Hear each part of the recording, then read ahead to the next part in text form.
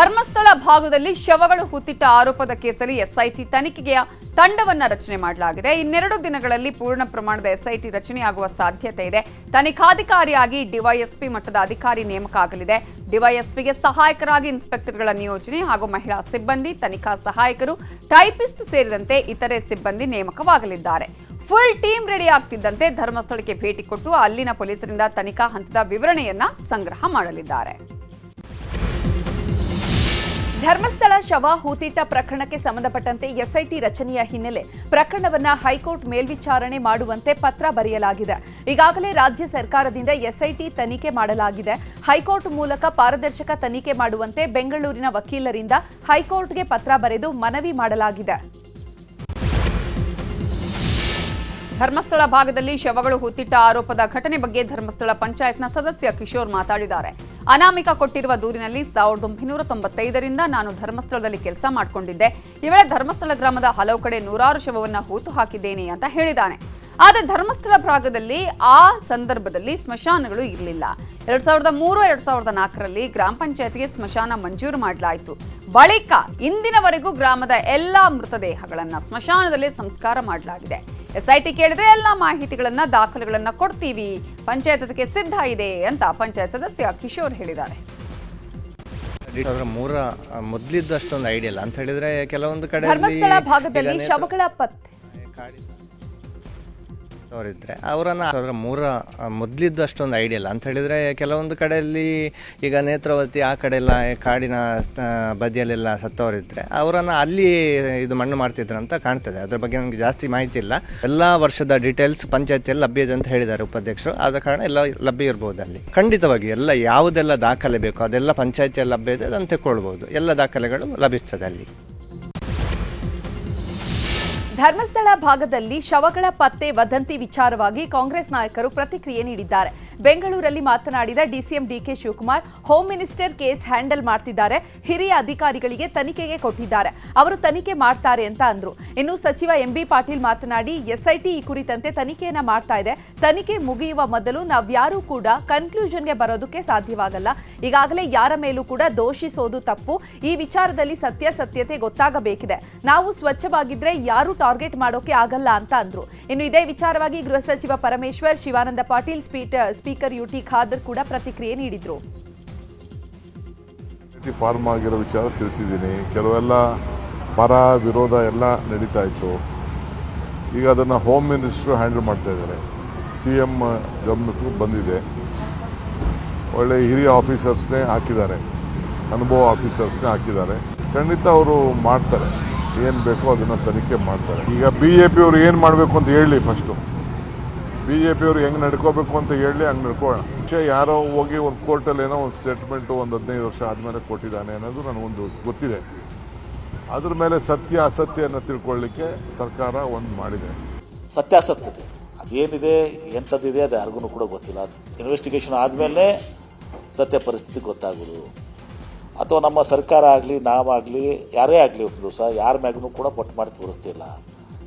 ಹೀಗಾಗಿ ಇವ್ರು ಯಾಕೆ ಅದನ್ನು ಒಯ್ದು ಮಂಜುನಾಥ್ಗೆ ಹಚ್ಚುವಂಥ ಕೆಲಸ ಮಾಡ್ತಾರೆ? BJP ಅವರು ಇದರಲ್ಲಿ ಕೂಡ ರಾಜಕೀಯ ಮಾಡಲಿಕ್ಕೆ ಬಯಸಿದ್ದಾರೆ. ನೋಡ್ರಿ, ಯಾರು ಟಾರ್ಗೆಟ್ ಮಾಡೋಕ್ಕಾಗಲ್ಲ. ನಾವು ಸ್ವಚ್ಛವಾಗಿದ್ದರೆ ಯಾರು ನಮ್ಮನ್ನು ಟಾರ್ಗೆಟ್ ಮಾಡಿ ಮಾಡ್ತಾರೆ? ಎಲ್ಲ ಜನ ಆ ಭಾಗದಲ್ಲಿ ಇರ್ತಕ್ಕಂಥವರು ಪ್ರಗತಿಪರ ಚಿಂತಕರು, ಆ ಭಾಗದಲ್ಲಿ ಜನ ಸಮುದಾಯ ಮತ್ತು ಅವರೆಲ್ಲ ಸೇರಿ ಒತ್ತಾಯ ಮಾಡಿದ್ದಾರೆ, ಕಂಪ್ಲೇಂಟ್ ಕೊಟ್ಟಿದ್ದಾರೆ. ಕಂಪ್ಲೇಂಟ್ ಕೊಟ್ಟವರು ಕೂಡ ಹೇಳಿದ್ದಾರೆ ಇಲ್ಲೆಲ್ಲ ಈ ರೀತಿ ಆಗಿದೆ ಅಂತ. ಅದನ್ನ ತನಿಖೆ ಮಾಡಿ ಆಗಿದೆ ಆಗಿಲ್ಲ ಅನ್ನೋದು ಗೊತ್ತಾಗಬೇಕಲ್ಲ. ಸುಮ್ಮನೆ ಹೀಗೆ ಹೇಳ್ಕೊಂಡು ಹೋಗ್ತಾ ಇದ್ರೆ ಅದು ಕಾನೂನು ದೃಷ್ಟಿಯಲ್ಲೂ ಕೂಡ ಸರಿ ಕಾಣಿಸೋದಿಲ್ಲ. ಹಾಗಾಗಿ ಅದರ ತನಿಖೆ ಆದೇಶ ಮಾಡಿದ್ದೇವೆ. ತನಿಖೆಯಲ್ಲಿ ಏನು ಬರುತ್ತೆ ಗೊತ್ತಿಲ್ಲ ನಮಗೆ. ಏನೂ ಇಲ್ಲ ಅಂತಾದರೆ ಯಡಿಯೂರಪ್ಪನವರು ಹೇಳಿದಾಗೆ ಆಯಿತು, ಏನೂ ಇಲ್ಲ ಅಂಥೇಳಿ ಇಡೀ ಸಮಾಜಕ್ಕೆ ತಿಳಿಸ್ಬೋದು ನಾವು. ಹಾಗಾಗಿ ತನಿಖೆ ಮಾಡಿದ್ದೇವೆ. ತನಿಖೆಯಲ್ಲಿ ಏನು ಬರುತ್ತೆ ನೋಡೋಣ, ಕಾಯ್ದು ನೋಡಬೇಕಲ್ಲ. ಒಮ್ಮೆ ಸರ್ಕಾರ ಆದೇಶ ಮಾಡಿದ ಮೇಲೆ ಆ ಥರ ಯಾರೂ ಅಸಮ್ಮತಿ ಸೂಚಿಸ್ಲಿಕ್ಕೆ ಆಗೋದಿಲ್ಲ. ತನಿಖೆ ಮಾಡ್ತಕ್ಕಂಥ ಅನಿವಾರ್ಯತೆ ಇತ್ತಪ್ಪ ಅಂದರೆ ತನಿಖೆ ಮಾಡಲೇಬೇಕು. ಸಾರ್ವಜನಿಕರ ಹಿತದೃಷ್ಟಿಯಿಂದ ಸಂಶಯಾಸ್ಪದದಿಂದ ಯಾವುದೇ ವಿಷಯಗಳು ಈ ಥರ ಪ್ರಚಾರ ಅಪಪ್ರಚಾರ ಪಡೆದ ಮೇಲೆ ಅದೊಂದು ಲಾಜಿಕಲ್ ಎಂಡಿಗೆ ತೊಗೊಂಡು ಹೋಗ್ತಕ್ಕಂಥದ್ದು ಅನಿವಾರ್ಯತೆ ಬಂದಾಗ ಮಾತ್ರ ಮಾಡಲೇಬೇಕಾಗ್ತದೆ. SIT ತನಿಖೆ ಆಗಿದೆ, ತನಿಖೆ ಪ್ರಾರಂಭ ಮಾಡ್ತಾರೆ. ಸಮರ್ಪಕವಾಗಿ ತನಿಖೆ ಆಗಲಿಕ್ಕೆ ಏನೆಲ್ಲ ಸಹಕಾರ ಬೇಕು, ಎಲ್ಲ ರೀತಿಯ ಸಹಕಾರ ಕೊಡಿ. ಅದರಿಂದ ಸತ್ಯಾಂಶ ಹೊರಗೆ ಬರಲಿ. ಯಾರೇ ತಪ್ಪಿಸಿದ್ರು ಕೂಡ ಅದು ಕಾನೂನು ಪ್ರಕಾರ SIT ತಗೊಂಡು ಕ್ರಮ ಆಗ್ತದೆ. ಜಡ್ಜ್ಮೆಂಟ್ ಕೊಡುವಂಥದ್ದು, ನಾವೇ ತೀರ್ಮಾನ ಕೊಡುವಂಥದ್ದು, ಅದರ ಬಗ್ಗೆ ನಾವು ಯಾರಾದರೂ ಕೂಡ ಆತ್ಮಾವಲೋಕನ ಮಾಡಿಕೊಳ್ಬೇಕು. ಒಂದು ಪಾವಿತ್ರತೆ ಕ್ಷೇತ್ರ ಇದರಲ್ಲಿ, ಅದೇ ರೀತಿ ಒಂದು ಶಿಕ್ಷಣ ಸಂಸ್ಥೆ, ಅದಕ್ಕೆ ಒಂದು ಕಪ್ಪು ಚುಕ್ಕೆ ತರುವಂಥ ಕೆಲಸ ಆಗೋದು ಬೇಡ ಅಂತ ನಾನು ಹೇಳುವ. ಧರ್ಮಸ್ಥಳದಲ್ಲಿ ಹೂತಿಟ್ಟ ಶವಗಳ ಆರೋಪ ಪ್ರಕರಣಕ್ಕೆ ಸಂಬಂಧಪಟ್ಟ ಹಾಗೆ ಸರ್ಕಾರ SIT ರಚನೆ ಮಾಡಿದೆ. ಈ ಬಗ್ಗೆ ಮಾತನಾಡಿರೋ ವಿಪಕ್ಷ ನಾಯಕ ಅಶೋಕ್, ಸೋಷಿಯಲ್ ಮೀಡಿಯಾದಲ್ಲಿ ಮುಸ್ಲಿಂ ಯುವಕನೊಬ್ಬ ಇದರ ಬಗ್ಗೆ ಹೇಳ್ತಿದ್ದಾನೆ. ಕೇರಳದ ಕಮ್ಯುನಿಸ್ಟ್ ಸರ್ಕಾರ ಇದರಲ್ಲಿ ಆಸಕ್ತಿ ತೋರಿಸ್ತಿದೆ, ಆದರೆ ಇದು ಕರ್ನಾಟಕದ ವಿಷಯ. 100 ಶವಗಳಂತಾರಲ್ಲ, ಯಾರಾದರೂ ದೂರು ಕೊಟ್ಟಿದ್ದಾರೆ. ಚರ್ಚು ದೇವಸ್ಥಾನಕ್ಕೆ ಹೋದಾಗ ಅನೇಕರು ಸಾವನ್ನಪ್ತಾರೆ. ನಿತ್ಯ ಧರ್ಮಸ್ಥಳ ಅಂತ ಹೇಳಿ ಹಿಂದೂಗಳಿಗೆ ಅಪಮಾನ ಮಾಡಲಾಗ್ತಿದೆ. ತನಿಖೆ ಆಗಲಿ, ಆದರೆ ಒಂದು ಧರ್ಮಕ್ಕೆ ಅಪಮಾನ ಆಗುವಂತೆ ಆಗಬಾರ್ದು ಅಂತ ಹೇಳಿದ್ದಾರೆ. ಇದೇ ವಿಚಾರವಾಗಿ BS ಯಡಿಯೂರಪ್ಪ, ಅಶ್ವಥ್ ನಾರಾಯಣ್, ಬಸವರಾಜ ಬೊಮ್ಮಾಯಿ ಕೂಡ ಪ್ರತಿಕ್ರಿಯಿಸಿದ್ದಾರೆ. ಏಕಾಏಕಿ ಹೆಂಗೆ ಉದ್ಭವ ಆಯಿತು? 20 ವರ್ಷಕ್ಕೆ ಇವಾಗೇ ಜ್ಞಾನೋದಯ ಯಾಕಾಯಿತು? ಅದರಿಂದ ನಾನು ತನಿಖೆಯನ್ನು ಸ್ವಾಗತ ಮಾಡ್ತೀನಿ. ಆದರೆ ಅಲ್ಲಿ ಯಾರನ್ನೋ ಯಾವುದೋ ಒಂದು ಧರ್ಮಕ್ಕೆ ಅವಮಾನ ಮಾಡಬೇಕು ಅಂತೇಳಿ ಮಾಡೋವಂಥ ಪ್ರಕ್ರಿಯೆ ಏನಿದೆ ಅದು ಈ ಸಮಾಜಕ್ಕೆ ಒಳ್ಳೆಯದಲ್ಲ. ಸುಮ್ಮನೆ ದಿನನಿತ್ಯ ಮಂಜುನಾಥ ಧರ್ಮಸ್ಥಳ ಅಂತೇಳಿ ಅಪಪ್ರಚಾರ ಮಾಡೋದ್ರಿಂದ ಹಿಂದೂಗಳ ಭಾವನೆಗೆ ನೋವನ್ನು ಉಂಟು ಮಾಡ್ತದೆ. ನಮ್ಮ ನಂಬಿಕೆ ಕೇಂದ್ರಗಳ ಮೇಲೆ, ಹಿಂದೂ ಸಮಾಜ ನಂಬಿಕೆ ಕೇಂದ್ರಗಳ ಮೇಲೂ ಎಲ್ಲ ಒಂದು ಕಡೆ ಅನುಮಾನ ಹುಟ್ಟಿಸುವಂಥದ್ದು, ಎಲ್ಲಿ ನಂಬಿಕೆ ಇದೆ ಅನ್ನೋಂಥ ಪುಣ್ಯ ಸ್ಥಳಗಳಿದೆಯೋ. ಆದರೆ ಇವತ್ತೇನು ಧರ್ಮಸ್ಥಳದ ಯಾರು ಒಂದು ಸ್ಪೋಕ್ಸ್ ಪರ್ಸನ್ ಹೇಳಿದ್ದಾರೆ, ಸ್ವಾಗತ ಮಾಡಿದ್ದಾರೆ, ಗುಡ್, ಸ್ವಾಗತ. ನೀವು ತನಿಖೆ ಮಾಡ್ತೀರಾ, ಸ್ವಾಗತ. ಯಾಕೆಂದರೆ ಈ ಗುಮಾನಿ ಕೂರಿಸುವಂಥದ್ದು, ಅನುಮಾನ ನಿರ್ಮಾಣ ಮಾಡೋವಂಥದ್ದು ಎಲ್ಲ ಒಂದು ಕಡೆ ಸಮಾಜದಲ್ಲಿ ಆಗಬಾರ್ದು.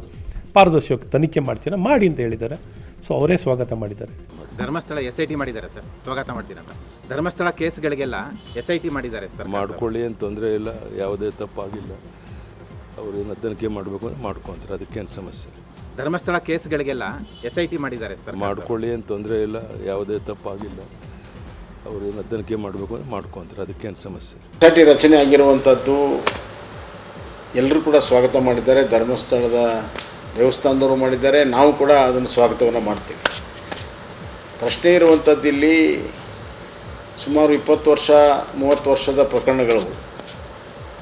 ಇವುಗಳನ್ನ ಕಾನೂನುಬದ್ಧವಾಗಿ ಈ ತನಿಖೆ ಆಗಬೇಕು ಮತ್ತು ಒಂದು ಕಾಲ ಮಿತಿಯಲ್ಲಿ ತನಿಖೆ ಆಗಬೇಕು. ಮತ್ತು ಇದರಲ್ಲಿ ಯಾವುದೇ ರೀತಿಯ ಯಾರೇ ತಪ್ಪು ಮಾಡಿದರೂ ಕೂಡ ಅವ್ರ ಮೇಲೆ ಕ್ರಮ ತೆಗೆದುಕೋಬೇಕು. ಆದರೆ ಹಿಂಗಂತ ಹೇಳಿ ವಿಚ್ ಹಂಟಿಂಗ್ ಆಗಬಾರ್ದು. ರಾಜಕೀಯ ಸುದ್ದಿಗಳನ್ನು ನೋಡೋಣ. ಪಾರ್ವತಿಗೆ ಬಿಗ್ ರಿಲೀಫ್ ಸಿಕ್ಕಿದೆ. ಸುಪ್ರೀಂ ಕೋರ್ಟ್ನಲ್ಲಿ ಹೈಕೋರ್ಟ್ ಆದೇಶವನ್ನು ಪ್ರಶ್ನಿಸಿದ್ದ ಇಡಿಗೆ ಭಾರಿ ಹಿನ್ನಡೆ ಆಗಿದೆ. ಇಡಿಗೆ ಸುಪ್ರೀಂ ಕೋರ್ಟ್ ಕ್ಲಾಸ್ ತೆಗೆದುಕೊಂಡಿದ್ದು, ರಾಜಕೀಯ ಯುದ್ಧ ಏನೇ ಇದ್ರೂ ಚುನಾವಣೆಯಲ್ಲಿ ಹೋರಾಡಲಿ, ನೀವ್ಯಾಕೆ ಬಳಕೆ ಆಗ್ತೀರಾ, ನೀವು ನಮ್ಮ ಬಾಯಿಯನ್ನ ತೆರೆಸಬೇಡಿ, ಇಲ್ಲಾಂದ್ರೆ ಇಡಿ ಬಗ್ಗೆ ಕಠಿಣವಾಗಬೇಕಾಗುತ್ತೆ. ಮಹಾರಾಷ್ಟ್ರದಲ್ಲಿ ನನಗೆ ಒಂದು ಅನುಭವವಾಗಿದೆ, ಈಗ ಅದನ್ನೇ ದೇಶದಾದ್ಯಂತ ಮುಂದುವರಿಸಬೇಡಿ ಅಂತ ಇಡಿ ನಡೆಗೆ ನ್ಯಾಯಮೂರ್ತಿಗಳು ಗರಂ ಆಗಿದ್ದಾರೆ. ಇನ್ನು ಮುಡಾ ಕೇಸ್ನಲ್ಲಿ ಸಿಎಂ ಪತ್ನಿಗೆ ಬಿಗ್ ರಿಲೀಫ್ ಸಿಕ್ಕ ವಿಚಾರವಾಗಿ ಎಕ್ಸ್ನಲ್ಲಿ ಪ್ರತಿಕ್ರಿಯೆ ನೀಡಿರುವ ಸಿಎಂ ಸಿದ್ದರಾಮಯ್ಯ, ತಮ್ಮ ವಿರುದ್ಧ ಹೋರಾಟ ಮಾಡಿದವರಿಗೆ ತಿರುಗೇಟು ಕೊಟ್ಟಿದ್ದಾರೆ. ಬಿಜೆಪಿ ಜೆಡಿಎಸ್ನವರಿಗೆ ಕಿಂಚಿತ್ತೂ ಮರ್ಯಾದೆ ಇದ್ರೆ ಸಾರ್ವಜನಿಕರಲ್ಲಿ ಕ್ಷಮೆ ಕೇಳಲಿ ಅಂತ ಕಿಡಿಕಾರಿದ್ದಾರೆ. ಇನ್ನು ಇದೇ ವಿಚಾರದ ಬಗ್ಗೆ ಮಾತನಾಡಿದ ಸಚಿವ Byrathi Suresh, supreme court high court ತೀರ್ಪನ್ನ ಎತ್ತಿ ಹಿಡಿದಿದೆ, ಇದು ನ್ಯಾಯಕ್ಕೆ ಸಿಕ್ಕ ಜಯ ಅಂದಿದ್ದಾರೆ. ಇನ್ನು ಇದೇ ವಿಚಾರವಾಗಿ ಸಿಎಂ ಕಾನೂನು ಸಲಹೆಗಾರ ಪೊನ್ನಣ್ಣ, ಡಿಸಿಎಂ ಡಿಕೆ ಶಿವಕುಮಾರ್ ಕೂಡ ಪ್ರತಿಕ್ರಿಯೆ ನೀಡಿದ್ದಾರೆ. ಯಾವುದೇ ರೀತಿಯಾದಂಥ ನಿಜಾಂಶ ಇಲ್ಲ, ನೈಜತೆಯಿಂದ ಕೂಡಿಲ್ಲ, ಬರೀ ಪ್ರೇರಿತ ರಾಜಕೀಯವಾಗಿ ಬಳಸ್ತಾ ಇದ್ದಾರೆ ಅಂತ ನಾವು ಪದೇ ಪದೇ ಹೇಳಿದ್ವಿ. ಇವತ್ತು ದೇಶದ ಸರ್ವೋಚ್ಚ ನ್ಯಾಯಾಲಯ ಅಂತ ಹೇಳಿದ್ರೆ ಅದಕ್ಕಿಂತ ಮೇಲೆ ಇನ್ಯಾವುದೂ ಇಲ್ಲ. ಆ ನ್ಯಾಯಾಲಯನೇ ಇವತ್ತು ಭಾಳ ಸ್ಪಷ್ಟವಾಗಿ ರಾಜಕಾರಣವನ್ನು ಚುನಾವಣೆ ಕ್ಷೇತ್ರದಲ್ಲಿ ಮಾಡಿ ರಾಜಕೀಯಕ್ಕೋಸ್ಕರ ನಿಮ್ಮನ್ನು ಬಳಸಲಿಕ್ಕೆ ನೀವು ಅವಕಾಶ ಮಾಡಿಕೊಡ್ಬೇಡಿ ಅಂತೇಳಿ ಇಡಿ ಅವ್ರಿಗೆ ಹೇಳಿದ್ದಾರೆ.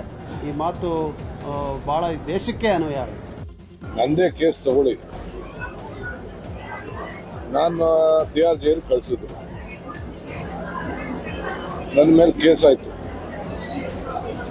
ಆಮೇಲೆ ಕೇಸ್ ಈಗ ಅದು ವಜಾ ಆಯ್ತು. ಅನುಭವಿಸೋರು ಮಾತ್ರ ಗೊತ್ತು. ಇಡಿಯವರು ಪರಿಶೀಲನೆ ಮಾಡಬೇಕು. ರಾಜಕಾರಣದ ಒತ್ತಡದ ಮೇಲೆ ಮಾಡಿದ್ರೆ ಏನು ಪ್ರಯೋಜನ ಆಗುದಿಲ್ಲ. ಹಂಗೆ ಅವ್ರದ್ದಾಗಲೇ ಬಿ ರಿಪೋರ್ಟ್ ಎಲ್ಲ ಬರೆದಾಗಿತ್ತು. ತಿರ್ಗಿ ಅಪೀಲ್ ಹಾಕೋಂಥ ಪ್ರಶ್ನೆ ಉದ್ಭವ ಆಯ್ತಿರ್ಲಿಲ್ಲ.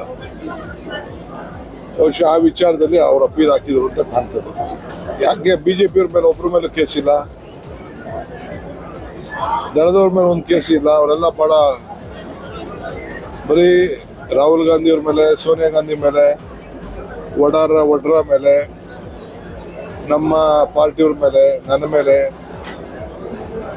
ಈಗ ಬಿಜೆಪಿ ಹೋದವರೆಲ್ಲ ಕ್ಲೀನ್ ಆಗ್ಬಿಟ್ಟವ್ರೆ.